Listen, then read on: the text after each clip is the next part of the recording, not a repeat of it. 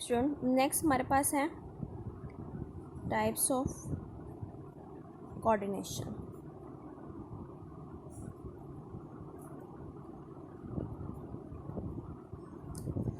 पहले आती है नर्वस कोऑर्डिनेशन। ठीक है, नर्वस कोऑर्डिनेशन। नर्वस का मतलब आपके जब भी आएगा तो उसका मतलब है ब्रेन। ब्रेन को हम कहते हैं, क्या कहते हैं हम? Nervous system. ठीक है, नर्वस सिस्टम। ओके। और सेकंड हमारे पास आता है केमिकल कोऑर्डिनेशन।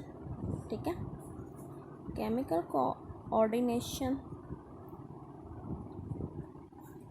और इसके अंदर जो चीज़ इन्वॉल्व होती है उसे हम कहते हैं एंडोक्राइन सिस्टम।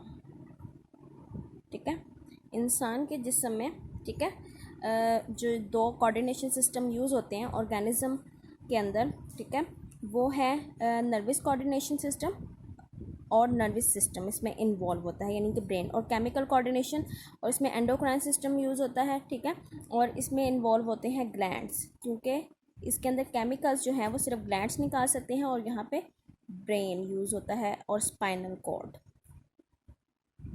स्पाइनल कॉर्ड को हम रीढ़ की हड्डी कहते हैं, लेकिन रीढ़ की हड्डी बेसिकली ढांचे को कहा जाता है। जो रीढ़ की हड्डी को के स्पाइनल कॉर्ड को उर्दू में हम हराम मगज़ भी कहते हैं। ओके, ठीक। अब क्या है, जो नर्वस सिस्टम काम करता है वो होता है क्विक। क्विक का मतलब होता है फास्ट।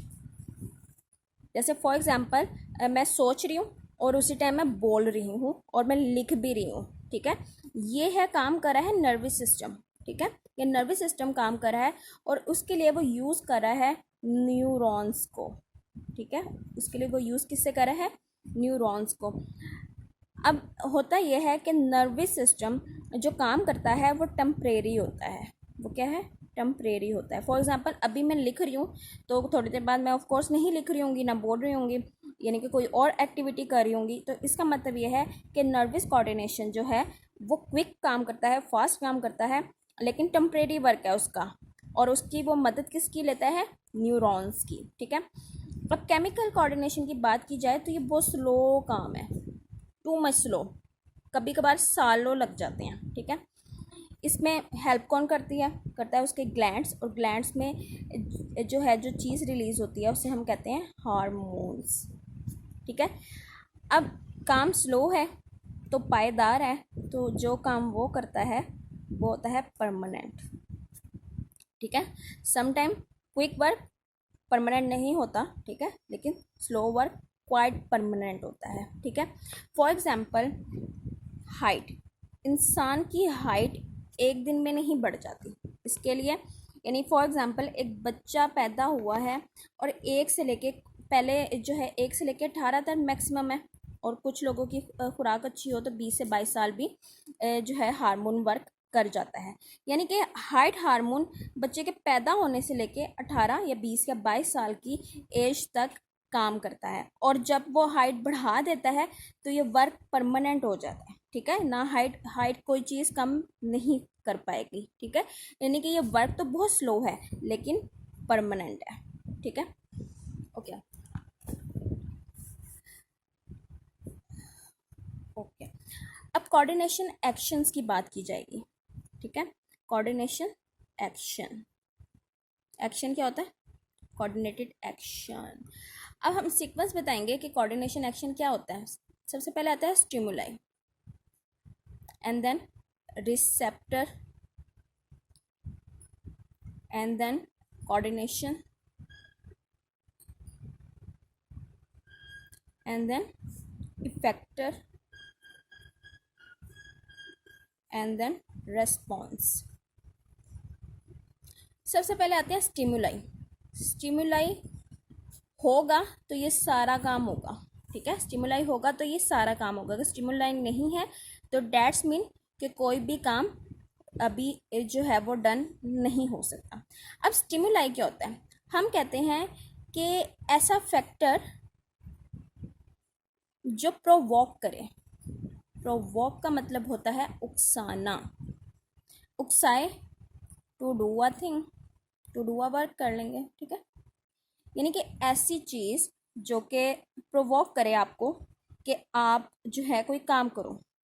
जैसे फॉर एग्जांपल अगर आप पढ़ ना रहे हो तो अम्मी आपको एक बार डांटेंगी, ठीक है।